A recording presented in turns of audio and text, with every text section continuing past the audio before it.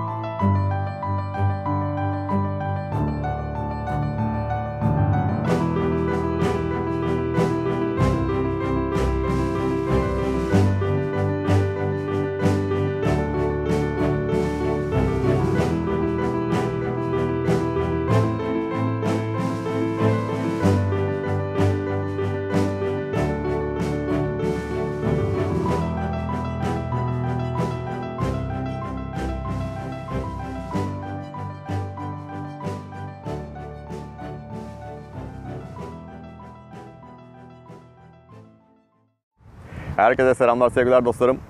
Yeni bir videoyla daha karşınızdayım. Sonbaharın kendini hissettirmeye başladığı bu güzel günlerde ben de bir video çekme fırsatı buldum.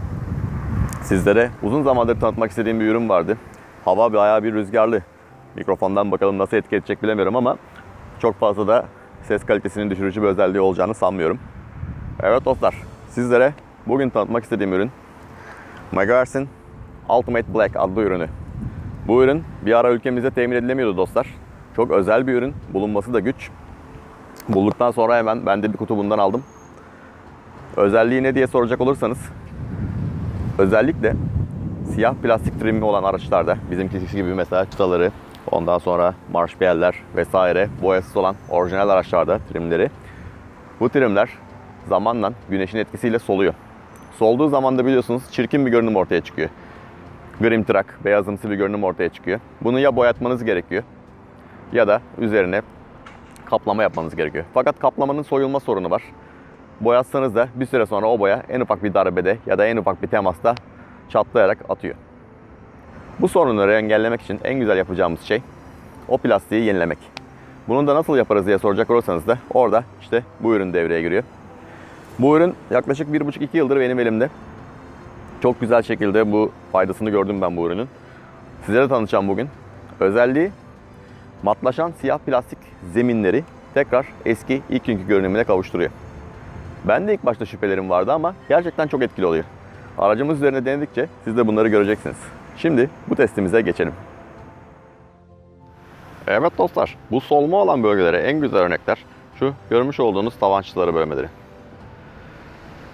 Gördüğünüz üzere ilk solan parçalar bunlardır. Çünkü güneşe en fazla maruz kalan bölgeler tavan çıtası bölgeleridir.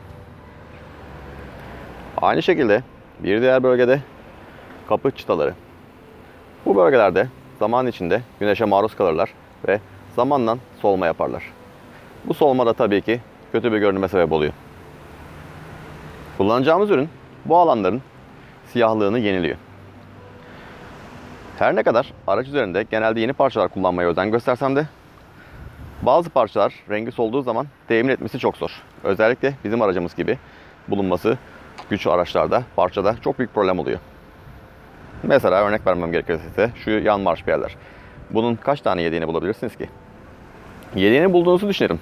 Örneğin bir Doğan SLX sahibi olabilirsiniz. Şu anda bir SLX marşpiyeli bilmiyorum kaç paradır ama yine bir maliyet tutacağına eminim. Bunu cüzi bir miktara yenilemek varken kullanacağınız bir üründe neden yenisini alasınız ki? Elinizde parça olduğu sürece bakım yapmak da mümkün olur. Önemli olan aracınızın üzerindeki parçaları düzgün seviyede ve en iyi şekilde korumak, kollamak. Özellikle eski araçlarda Tofaş gruplarında, Renault'larda ve Opel gruplarında çok fazla siyah trimler kullanılmıştır. Şöyle görüyorsunuz, bizim aracımızın ön spoileri de siyah. Özellikle ön spoilerlerde bu solma olayı çok fazla oluyor. Mesela orijinal plakalıklarda vesaire güneşe maruz kalan dik yüzeylerde bu solma olayı çok fazla oluşuyor. Şimdi ufaktan uygulamamıza geçelim. Bakalım aracımızın üzerindeki siyah trimlere ne kadar etkisi olacak bu ürünün. Hep beraber bunu görelim.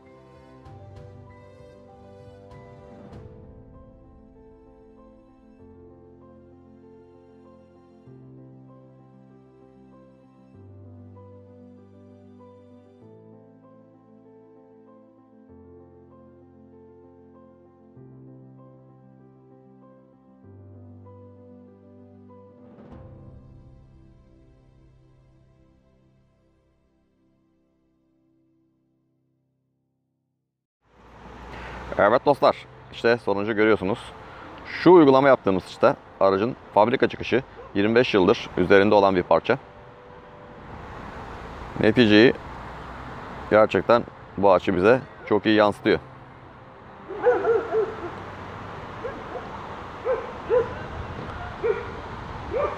Fabrikadan çıktığı haline yakın desem herhalde yanlış bir tabir kullanmam dostlar. Arzu ederseniz şimdi büyük bir marşpiyer parçasını, yarısını bu ürünü uygulayalım, yarısını da uygulama yapmadan bırakalım ve neticeyi hep birlikte görelim. Şimdi bu uygulamamıza geçelim dostlar. Evet dostlarım, işte uygulama alanımız. Kapımızın marşpiyer içi ve yan kısımları. Bu da orijinal bir parça olup üzerindeki renk solmalarını görüyorsunuz. Zamanla bunlar oluşmuş renk solmaları ve çok güzel bir örnek olduğu için bu parçayı yapmak istedim. Bakın şuradaki beyaz hat solmasını görüyorsunuz. Buraya kadar geliyor. Bir şerit halinde gidiyor. Şuralarda da var. Şu alanlarda da var. Şimdi arzu edersiniz şu alana, elimin olduğu alana Megahertz'in Ultimate Black adlı ürününü uygulayalım. Ürünümüzü kullanalım burada. Bu yüzeyde kullanmayalım. Bakalım aradaki farkı, bir fark oluyor mu? Hep beraber görelim.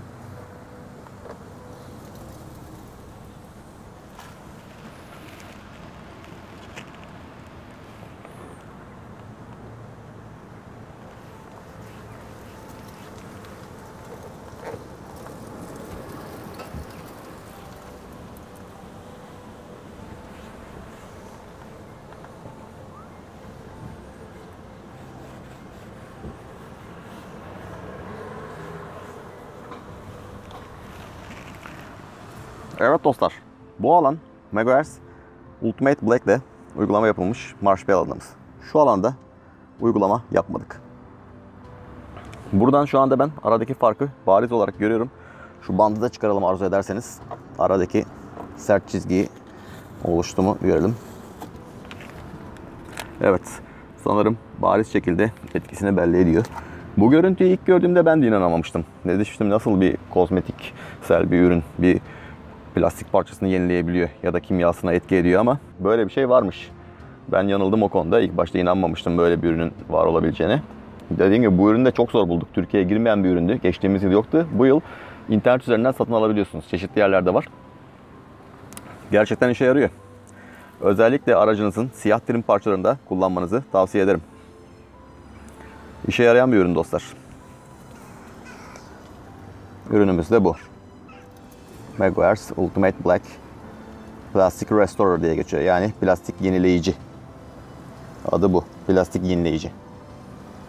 Üzerinde before and after var. Şöyle gördüğünüz gibi bir cibin tamponunu da denemişler. Gerçekten o görüntüyü burada aldık. Yani gözümle görmesem bu tip şeylere inanmam. Ama gerçekten kaliteli kozmetik ürünler var dostlar. Kaliteden asla vazgeçmemek gerekiyor. Ben hazır buraya gelmişken, elime atmışken şu aracın marş pedallerinin trimlerini bir yenileyim dostlar. Daha sonra da bir kapanış konuşması yaparız. Videomuzu noktalarız. Görüşmek dileğiyle.